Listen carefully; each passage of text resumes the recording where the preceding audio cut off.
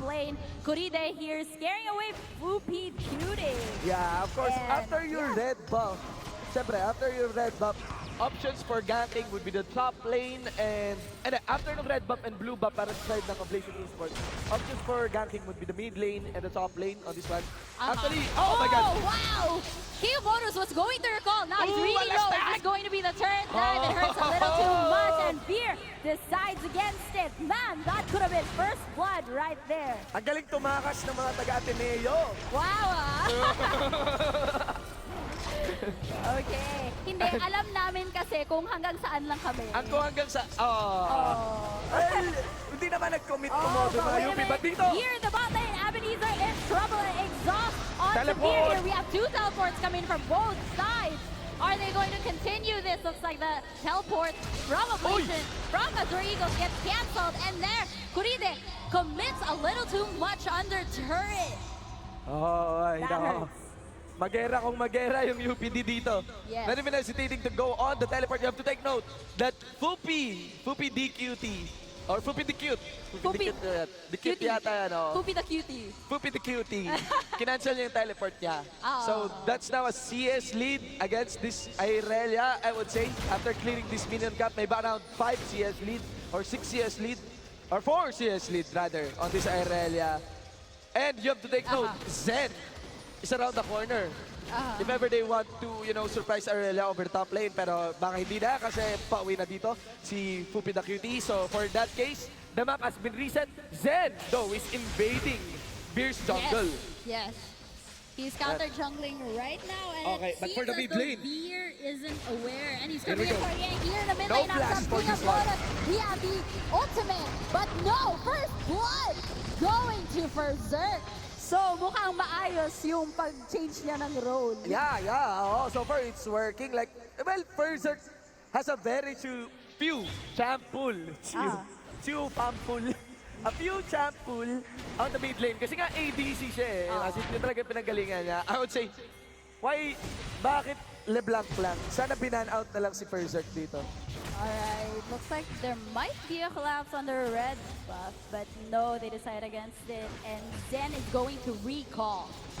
Yes, ayan mga kaibigan. So, steady lamang tayo dito. If you look into the map though, naka-ready dito would be the Ocean Drake. Ocean Drake would be best in my opinion for the Azure Eagles. Yeah, if you would want to go against the skirmishes ng Oblation Esports, enter the mid game, you would want to have this Ocean Drake in your pocket kasi you want to stall the game, diba? Oh my god. You need that sustain after Oblation Esports goes aggressive on you. And, or yung konting regeneration na yan, makikita natin na mas nauna yung Oblation Esports dito na mag-secure ng ward dito sa Ocean Drake natin. Wow, the aggression here from here is quite intense. A lot of aggressive wards onto the jungle of Azure Eagles, and Zen Cutie isn't gonna have it. Although he does scare them away, there's still a lot of wards around their jungle, so they're gonna have to deal with that. Yes, ladies and gentlemen, kailangan natin mag-ingat dito. As you can see, that sa ating game ngayon, we have 1-0. Pagdating sa ating scoreboard, quite even talaga sa ating gold. Okay, so wala pang masasabing conclusive ngayon. Right now, I'm guessing it still follows upon the jungler. Though, interestingly, papasok na tayo sa mga level 6 power spike nila in the top lane though. Oh, looks like Kuride could have been in trouble, but then Zen Cutie decides it's too far and just goes back to farming. Yes, so sila lang tayo dito mga kaibigan ng Secret City na itemization natin na I think na-upgrade na, yes. So Victor Berserk now has the Hex Core upgrade after getting, of course, that juicy first blood against King of Motus. If Oblation Esports is focusing or tunnel visioning over this mid lane ng Azure Eagles, they're quite doing a good job, especially with the CS lead that Berserk has against King of Motus. Yeah. Ayan. So, right now, if you look din naman, though, para sa bottom lane, now, parang sabi ko, early game dapat Ezreal Sona, pero the score is showing otherwise. Oh, in the mid lane, Berserk is Berserk! Ultimate here coming in from Ruby to Cutie, but it's not enough, and he gets away with barely a sliver of health. Meanwhile, in the bot lane, simultaneous aggression coming in from Azure Eagles, not leading to much success. Nice gravity kill there by Berserk. Good gank na sana, pero going back dito sa bottom lane, makikita natin na yung damage mula dito kay Jin ay hindi talaga biro, especially with the Trundle in the front line. Nobody can tank in the bottom lane or to go head-to-head. Kung yung Trundle mag-go all in sa'yo, especially now that Trundle has his second upgrade na on the face of the mountain. And yeah, so obviously the game here so far Or for Tarkon. Ablation, as it looks like they're both playing around their mid laners. So Veer concentrating a lot on ganking the mid lane and possibly sometimes Kurida in the top lane. But so far, not a lot of action going on in the bot lane from either of the junglers. yes, yes. Mukhang, gusto ko malaman, ano yung influence din? Minsan, kahit obviously parang ang sagot wala, anong influence ng school sa paglalaro? Kunyari, nandun ka sa Moraita, diba? Naglalaro ka, tapos biglang pumasok, 5 squid goals, naka-uniforme pa, diba? Tapos maingay-ingay pa. Okay, wait. May trade-up sa top lane. Pero, ayun nga, parang itong mga taga, let's say, FEU. Itong mga taga FEU to, ingay-ingay. Sabi ng mga taga UE, ganun-ganun. Ano yung influence ng school, no? Sa paglalaro. Minsan, interested ka rin, pag naglalaro kasi isang, oh my God. Right here, the top lane. Wow, Transcendent Blade top Oh! by Kuride. And Oy! that was a ballsy move under turret. Just goes right in, gets the kill, walks right out. Doesn't Sulit even na burn sulit. flash. Yeah, well, alam natin, may edge yung Irelia against Gangplank talaga. Enter early game, lalo pa, he has the level 6, and Gangplank has his ult on cooldown. Yes. Dun sa top lane na yun. So, ayun yata yung deal breaker. In the mid lane, King of Motors might go down here. We have Chaos Storm. He uses his barrier. Is he gonna stay alive though? Veer is right around the side. Yes, ayan. Barely almost got the kill. Still 2-0 for Ablation Esports so far in this game, but against Azure Eagles. So they're all collegiately looking quite interesting with both teams starting out quite slow, not committing to disadvantages fight so far. Now UPD and Ablation Esports here seem to have good control of this first Drake of the game. Again, that is the Ocean Drake, and that is free to go to Ablation Esports, ladies and gentlemen. Ablation Esports gonna be embracing the ocean. Mga kaibigan, and going back, ayun nga, parang minsan magtataka ka kung ano, sino talagang school ang pinakamalakas. Kaya rin naglalaro kayo sa malaking iCafe. Na minsan nagkaroon ng stereotype. Ang naalala ko, FEU. Na mga taga-FEU, malalakas daw talaga, ganyan-ganyan. So I wonder, sa Katipunan, di ko talaga ramdam eh. Kasi naka-laptop yung mga tao. Well, Tsaka puro pagkain yung... ewan ko lang, kasi sa Ateneo, ewan ko, most of them play from home. Oh, yun If nga. anything, kung comp shop man, yung mga malapit lang. Tapos, hindi rin masyadong nakakapagtagal kasi usually parents na mga Atenista, very protective. So, gustong umuwi ka agad, sinusunod ka agad. protective. So, hindi mo talaga alam. Magre-reflect dito, no? Protect the gene. In a way, dito sa bottom Meanwhile, lane for na to. UP Diliman, at least, well, I'm close na naman with some Oy! of those players. But wait a minute, in the mid lane here, King of Motors Ay! almost got away, but no, Wow. with 3 people there, very aggressive, ultimate, aggressive, left and man. right. You go down, 3-0 for Ablation Esports. And anyway, I was saying, so I'm quite familiar then with Ablation Esports players, and from what I know, Very familiar. very familiar. So, from what I know naman, they place very high priority on their academics. Oh my God. But wait here, Blizzard is taking up quite the score. Oy! Great. Oh my God! Taking him down. Kill goes to Ebenezer. Ebenezer with a perfect score! Pasado na yan! 4/4, mga pre! Wow! Nice one there from the team. Especially on that Ezreal. Hindi nakapag-essence shift din talaga. Yeah. Wow. Suddenly, it was a slow start. Now everything's starting to speed up. We have fights left and right. And here in the bottom lane, we have Veer for another gank here against Ebenezer after he just took 1 kill. And looks like it's too late to do anything or force them into a fight. So they're just going to back away from this.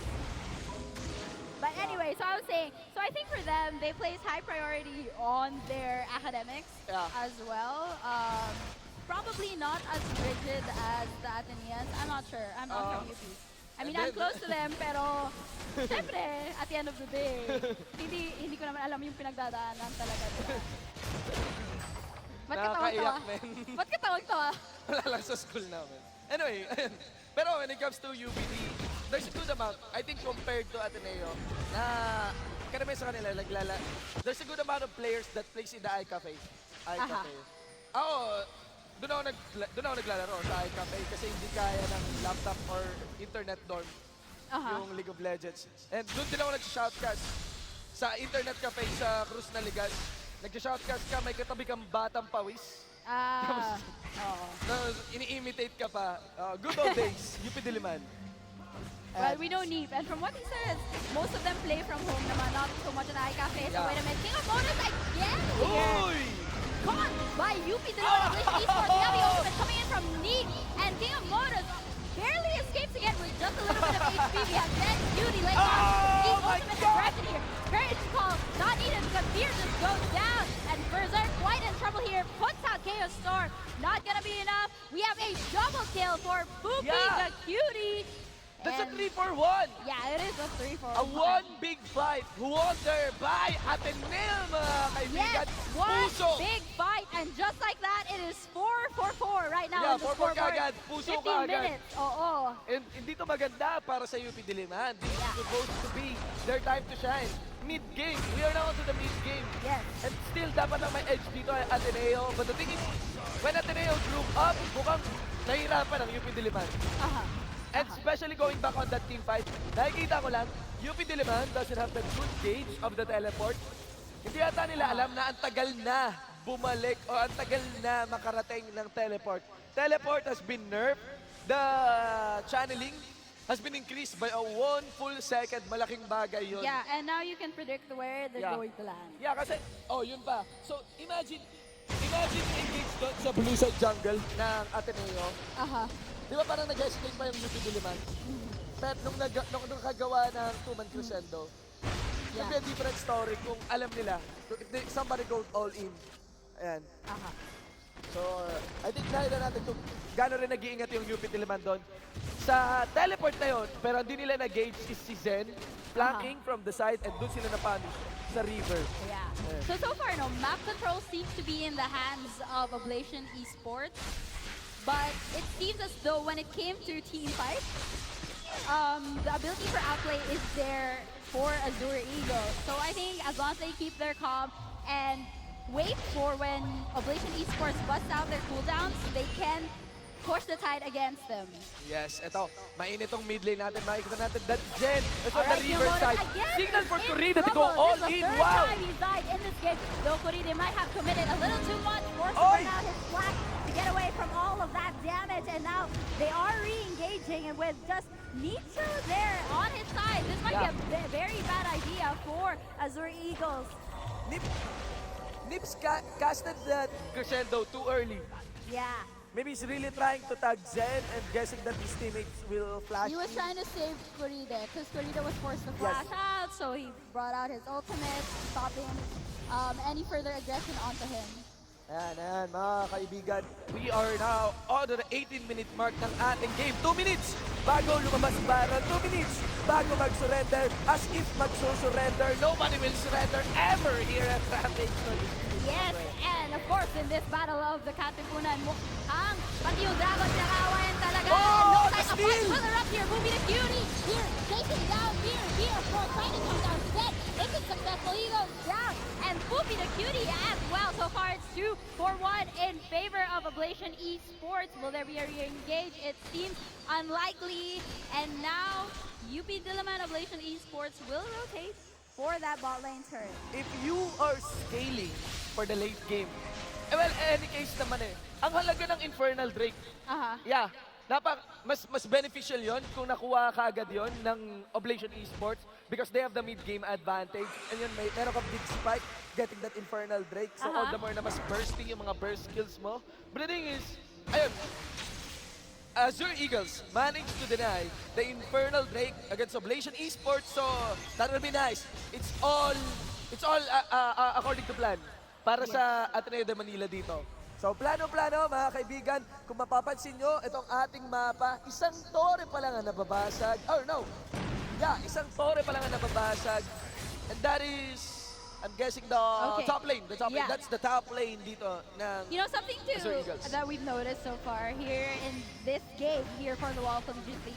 Usually for a LoL Collegiate League, it's very snowballing. When one side gets the advantage, it's very hard for the other team to work from behind, just to play from behind actually. But with these two veteran teams, it seems a very balanced push and pull. It's a tug of war whether when one team is at an advantage, it seems that the other team tries to work their way to somehow get back the rhythm for them as well. And so far, no clear lead from either of them. Yes, ayan mga kaibigan. So, ayan, we want to, announce a big raffle dito. May isa tayong raffle. If you buy 2 cans ng Bacchus for 100 pesos, you get a raffle ticket and a chance to win exclusive items from the... Oh my God! Pag naglaro ka, you get the chance to win items na KT Roaster saka SK Telecom T1. Bacchus good mga kaibigan. Be sure to check that one. Alright, so feeling pro na pro ka talaga sa skins mo pag ganyan, no? Oo. You have the energy from your Bacchus energy drink. Tapos naka-t-shirt ka pa KT Roaster or SK May swag Telecom. ka pa. It's like Season 4 all over again. And make that Season 3, yung pinaiyak ni Faker, Zed versus Zed, di ba? Yeah. Ryu, yan. Yes. Ryu Zed times, mga kaibigan. We are now on the 20-minute mark ng ating game. Both of the top lanes has the Trinity Force in their pocket. And oh my God. Trouble here in the top lane. We have a very aggressive flag from behind by Fear. It is under the turret, and despite all of that, assumed safety, he goes down, and he's 2-4-3. Azure Eagles here looking quite shaky, and with their top lane and the mid lane not getting as much of a disadvantage, and not